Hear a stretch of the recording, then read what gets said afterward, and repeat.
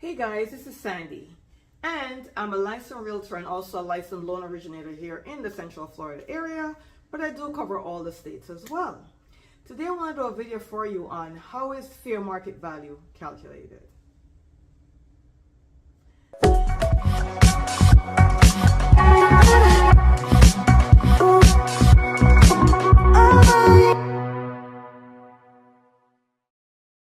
Let's get into it. So fair market value is relatively a term that we use to determine what a property may be valued at or may sell for, with various variables in the middle of the mix. So some of the things that we would do to determine fair market value is to find out what the current market trend is in the particular area that we're trying to find value. So in that particular neighborhood, what is the current market trend, right? That's the first thing we're going to look at. Another thing we're going to do what is called a comparable market analysis, which we use to determine what are similar homes selling for in that particular neighborhood with the square footage, bedroom count, and features of the subject property we're trying to find the fair market value on. So what are prices selling for? Now, we all know no two homes are going to be alike, right? Some homes are going to have more upgrades than others. Like, we could take two homes in one particular neighborhood or even next door to each other. They may have the same square footage, the same bedroom count, and some of the same features or even the same layout. But there may be different factors, like one may have a pool, one may not have a pool. One may have upgraded kitchen, one may not. One may have upgraded bathroom, one may not. One may be fully carpeted, one may not. So it's relative. There's going to be a relativity there in determining what's the fair market value of a particular property. Another thing we might do is we might get an appraiser. An appraiser may go out and try and appraise the property, and they're going to basically use the same tools as to what we're talking about, but they're also going to do adjustments. And these adjustments may be like, okay, I'm valuing property A. It compares to property B, but property A has a pool and property B does not, right? Maybe there may be a little bit off in square footage. One may be a little bit more square footage than the other is. Improvements, right? One may have more improvement. One may have a new roof. One may not, that kind of stuff. One may have a bigger lot size, so they're going to have to adjust to stuff like that. And they may value based on square footage. So they might say, okay, this particular area, homes are selling at $150 per square feet. So if we go by that premise, then this is what the fair market value would be. And some of the things that would deter fair market value may be there, but then maybe it's a demanding area, so it might sell above fair market value. Maybe the home has over improvements on it, so it might sell above fair market value. Maybe this particular home is closer to something that's important to a buyer, so that buyer will pay a premium to be closer to whatever they're trying to be closest to, maybe to the highway, maybe to work, to school, whatever the situation is. So fair market value is not determined like this is the fair market value and that it is. And it can be, the fair market value could be perceived as what it is based upon who is doing the comparison. Based upon if it's a realtor or an appraiser or an adjuster, maybe for insurance purposes. Because if you have a home and your home is destroyed by natural disaster or whatever it is, the insurance company is going to need to find the fair market value to determine what you need, what would be the fair market value to replace that particular home. And the insurance adjuster is not going to go by what the value is to sell it. They're going to go by what the value is to rebuild it. So that's two different things right there. Also, your tax assessor, we love them, right? Our tax assessor, they're going to determine the property based upon a whole lot of different ball game to determine what taxes would be due on that particular property. So there's different variables. By the way, guys, I forgot to tell you. Remember to subscribe to our channel. Remember to click the little notification bell so you'll be notified each time we have a new video. I forgot to say that, but this is something we want you to do because it's important to us. We want to get our videos out there to more people. So these are different things. Now, another thing of fair market value is, let's say you inherited a home. If you inherited a home, guess what?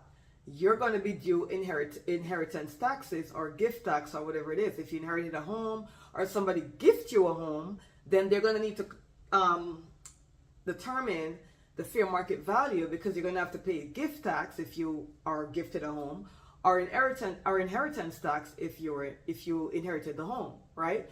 Another thing also to bear in mind is, if you inherit a home and you did pay your gift tax or your inheritance tax, and let's say 4 years down the road you're going to sell the home, they're going to again determine fair market value for you to sell that home. And whatever value, let's say 1 year from now, let's not say 4 years, I just remember something. So let's say you inherited a home, or you were gifted a home, and you pay your gift tax and your inheritance tax, and a year later you're going to sell the home and the home is now worth more. That means the fair market value have increased.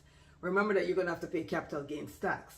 Unless that home was your primary residence and you lived in it for 2 years or more, if the home gained value, you will have to pay capital gains tax. So if you inherit a home if you inherited a home, or a home was gifted to you, I would say make it your primary residence and live in it for at least 2 years, so that you wouldn't have to pay capital gains tax. But that's a different topic. Let's stick on topic. So we're talking about home's fair market value. So that's how that's determined. And the home fair market value is going to be determined based upon who wants the value. So who wants the value? Is it you because you're trying to sell the home? Is it an insurance adjuster because the home was destroyed and got to replace the home? Is it the tax assessor because you're trying to determine how much taxes you're going to pay? Is it the appraiser because you're selling the home and now they send an appraiser out there to get the appraised value to determine if the buyer qualifies, or if the bank is going to do this loan? Not if the buyer qualifies, but if the bank is going to do the loan. Because if you apply for a mortgage and you're on a home, and the home is not appraised at the amount of money you're borrowing from the bank, they're not going to lend you the money. They want it to appraise at value or above, not below. If it goes below, you may have to make up the difference, and the bank may very well just not do the loan at all, because in their mind it's not valued at the time of the loan. It's not valued in the value that you're asking for. So that may be a red flag to the bank, even if you're going to pay the difference. Some banks just won't do it. Some banks will allow you to pay the difference. It's based upon the kind of loan you're going to get. That's a different topic. Why am I veering off topic? Okay, fair market value. So the reason why I veer off topic a lot is because fair market value have so much things that come into play. So many moving parts that come into play. But if you're looking to sell your home and you're looking for the fair market value, one of the things that you could do is ask a realtor. Well, first, forget a realtor. You could first go online, go to Zillow, and see what homes are selling for in your area. Now, the problem with that is you're going to think, no matter what sells in the area, we're thinking, if we're the homeowner, we're thinking our home is worth more. Because we're thinking, oh, look, I have a new roof, they don't. Oh, I just replaced my appliances, they didn't. Oh, I just put quartz counters down, they did not. So that kind of stuff, right? So the purpose of going online to research first is just to have an idea of what you think the home might sell for. Then you might want to get a realtor involved. That will give you a comparable market analysis. And a comparable market analysis is really comparing your home to other similar homes within a certain mile radius of your home. Most of the time, we do not want to go over 2 miles, right? So I want to go 1 mile, 2 mile maximum. If you're in a rural area, we could go out to 5 miles. And these are the criteria the appraiser will use. So that's why we use those criteria. So rural area may up to maybe 5 miles. Extremely rural area may maybe up to 10 miles, depending. But the closer the property that we're comparing to your property, the better it will be. So that's another way of analyzing. And then once the realtor give you a price, you might say, you know what, I think my house is worth even more than what the realtor is telling me. So then you could hire an appraiser. Now remember, if you hire an appraiser to determine your fair market value, that appraisal cannot be used for the buyer if you're going to sell the property. So let's say you want to sell the property, you did your own research online, you think you should get more money for the home.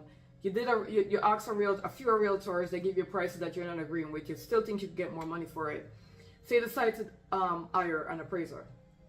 When you hire the appraiser, they're going to do similar to what the agents do, but they're going to do more adjustments, right?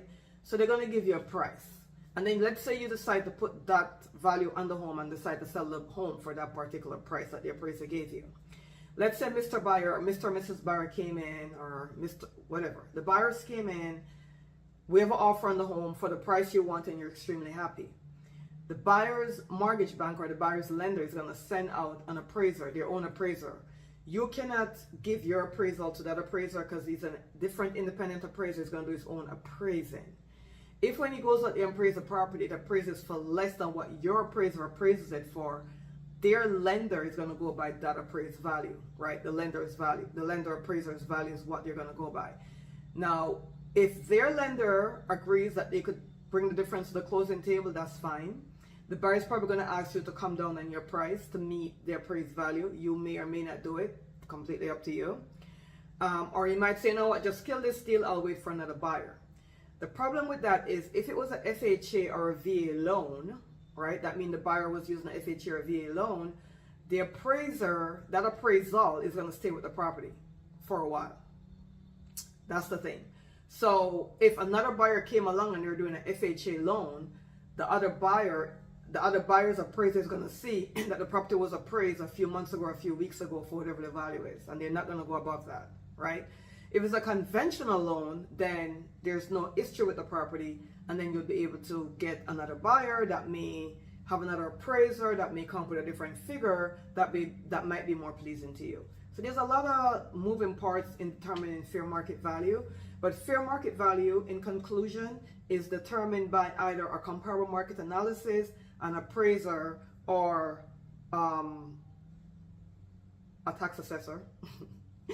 we would not agree with that. So either from a comparable market analysis or from an appraiser. That's what's going to determine fair market value. And fair market value, once again, can be influenced by the demand of the neighborhood. Maybe a lot of people want to live in that particular neighborhood, so they're willing to pay a premium to get in the neighborhood. Or maybe it's close to something that the buyer wants to be closest to, and it may be a premium. Or maybe the house have a lot more improvements than what the regular homes have in that particular area that will affect the fair market value, or maybe it's on a larger lot, right? So all these things come into play. Remember, if you have any questions or want to discuss this further, feel free to give us a call, send us a text. We should have a number somewhere here or somewhere below. Send us an email. Let us know what your thoughts are. Okay, thanks so much for watching. I'll see you in the next video.